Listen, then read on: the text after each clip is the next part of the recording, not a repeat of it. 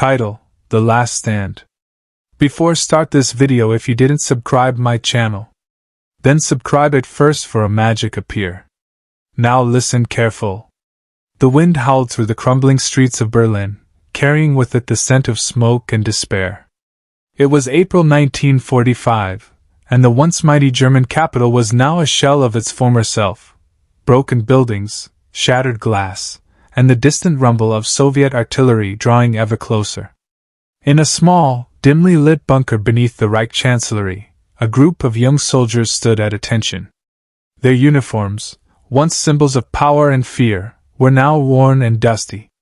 Among them was Hans Keller, barely 19 years old, his blue eyes filled with a mixture of fear and stubborn resolve. Adolf Hitler, his figure hunched and his hands slightly trembling from years of stress and illness, paced the room. His voice, though weaker than it once was, still held the same sharp edge. "The world has turned against us," he said, his gaze moving over each soldier's face. "But we do not surrender. We fight to the last man, to the last bullet, for the Reich, for Germany." Hans swallowed hard. He had grown up hearing tales of Germany's glory, of its destiny to reclaim its place in the world. Now, that dream seemed to slip away like sand through his fingers. But still, he stood firm. He wasn't fighting for the leader standing before him, not anymore. He was fighting for his comrades, the boys who stood beside him, the friends who had bled for him. The bunker was a mixture of tension and unyielding loyalty. General Weidling, the commander of the Berlin defense area, spoke softly but firmly. "The Soviets are at the city's edge. We have hours, perhaps a day at most. But we hold the line, not for the Führer, not for politics, but for each other. We are soldiers, and soldiers do not abandon their posts." That night, Hans sat with his closest friend, Otto, in a corner of the bunker. Otto was only a year older but seemed ancient now. War had aged them both. "Why are we still fighting, Hans?" Otto whispered. "It's over. Even the Führer must see that." Hans didn't answer at first.